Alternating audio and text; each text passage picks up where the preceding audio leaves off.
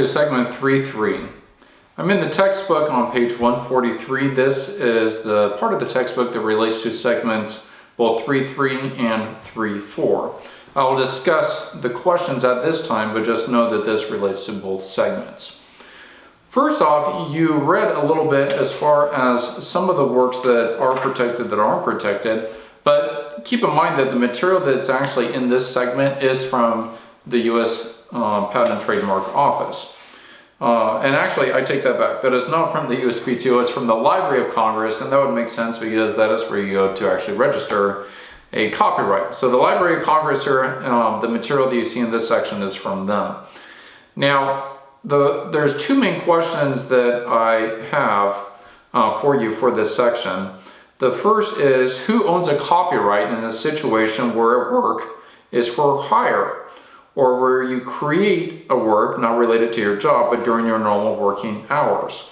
So the first one is, okay, if a work is for hire, then the person that is employing the individual to create the work, that individual, that the person, the employer is actually the person that would actually be owning that work. And that would make sense. Let's say that I am a great artist and I have a tableau of a painting, and I employ many different interns to assist with putting that ultimate painting together under my direction. Well, if I'm paying them on an hourly basis to assist me with doing that, even though they yes did contribute in some manner to the overall painting, it is under my direction and I'm paying for that. So to a certain extent, you get what you pay for, and that is very much the case with copyrights, where if in fact you are being employed to create a work, you cannot in fact have rights to it if you're being paid for it.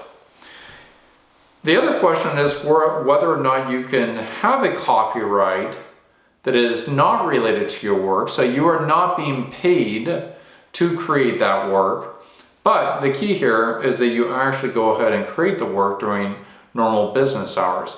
And this is a clause that you see often in high-tech type companies, where you go and you work for a very large tech company, and while working for them, they say, we encourage you very much, in fact many companies have this policy, we encourage and promote that you take a set amount of free time every single week to simply work on your own things.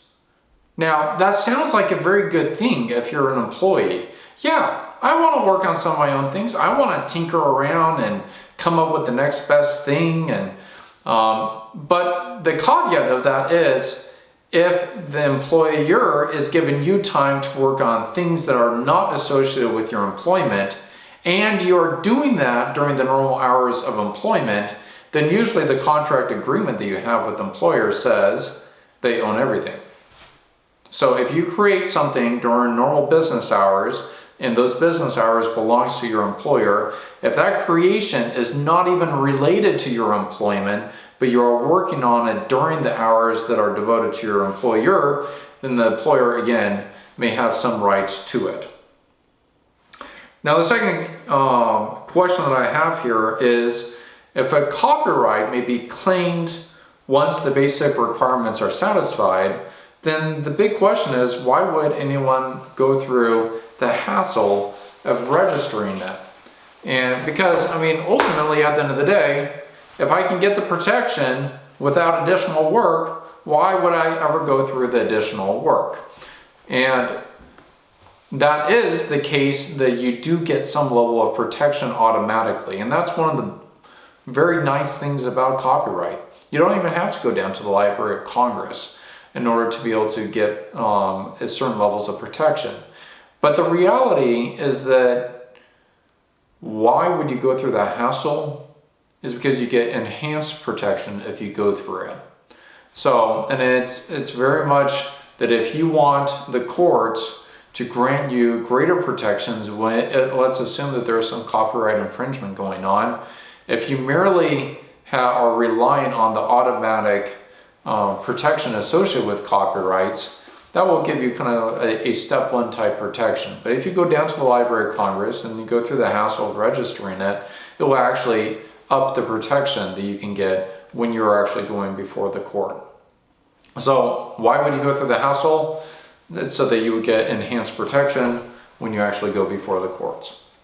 So in our segment now, let's discuss a little bit about works of authorship. This won't take very long, but I think it's good to have an idea as to what exactly are some of the specific categories that the government has defined that are eligible for copyright protection. These works include, and you can see there's 8 different categories here, everything from literary works, musical works, we've already discussed some of these already, all the way down to sound recordings and architectural works. And let's discuss some of these just very briefly. Before we go through the works themselves, there's 2 questions I have. Must a work be of a certain quality? And the answer is no. And this would go back to our discussion of originality. How does one define minimal degree of creativity? And the reality is that we often do not. So must it be of a certain quality? No, it needs to have some minimal degree of creativity, but the quality, the aesthetics, are purely more subjective of nature. So as a result, that is not really necessary to have a certain quality threshold. The second is, as we've discussed, can a work fall into multiple categories? And the reality is that yes, it can. So with respect to literary works, they specify in the statute that the works include anything other than the audiovisual works. So this is anything with letters or numbers or symbols, short stories, computer programs, cooking recipes. Now, you may say here, well, computer programs, that's kind of interesting. That's a lot of numbers, a lot of symbols that are coming before them. Why would somebody do that? And that's a good question, because in all reality, on the patent side, I get a lot of software patents, a lot of computer program type products, and we do protect it via patents.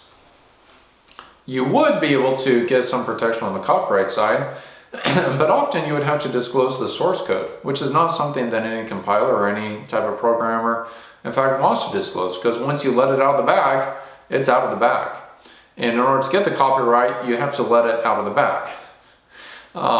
The other issue with computer program type protection with respect to copyrights is that you could, let's assume that you did disclose it, it's out of the bag now. You did disclose it to the Library of Congress and you got some protection based off of that disclosure. Let's assume that I am an infringing party now. I come along and I change one word or one line in the entire code. I could now make the argument in defense that what I am using is not exactly the same of what is protectable by copyright for that which has been disclosed to the Copyright Office. So again, we're putting aside whether or not we're segmenting the work down, things of that nature. But just at a very high level, somebody literally could come along, take the same exact work, change a few things in it, and suddenly you would not be entitled to copyright protection any further for that work that in fact was created by the infringing party.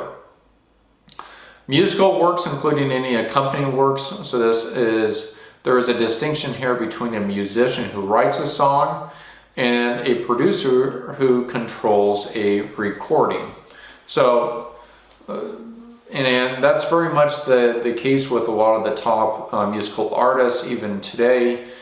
Then when they perform the song, when the artist performs the song, they may still retain a copyright off of their performance, off of the use of their voice for that music, things of that nature. But the person that actually wrote the song will retain a separate copyright. With respect to dramatic works, this includes any accompanying music. And dramatic works are actually not fully defined even within the statute. But it does include choreographies, plays, scripts prepared for cinema, television. I assume that even some Saturday Night Live scripts are probably protected as a dramatic work for copyright protection. Pantomimes and choreographic works include ballet, mimes, and my favorite, choreographed professional wrestling matches. So in case you were not aware, that is actually something that is protectable by copyrights because it is fully choreographed. With respect to pictorial, graphic, and sculptural works, this includes sculptures, it includes art reproductions, charts, diagrams, models, and even at the end, architectural designs. So which I thought was something I was not expecting when I initially was learning about copyrights. Paintings, things of that nature would also be protected under this category.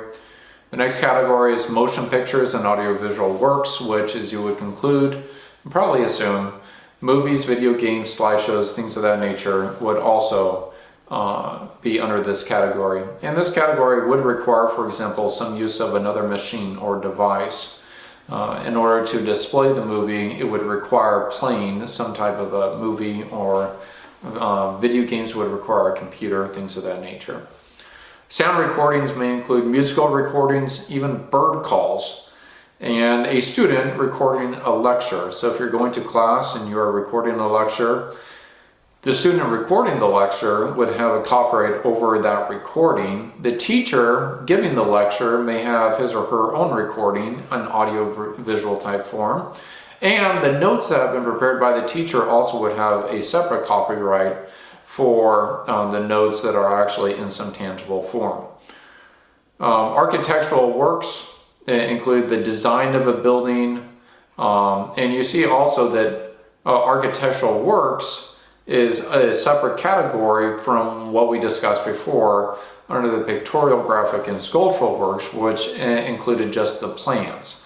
So the works themselves that now are in a completed state would be eligible for some type of copyright protection.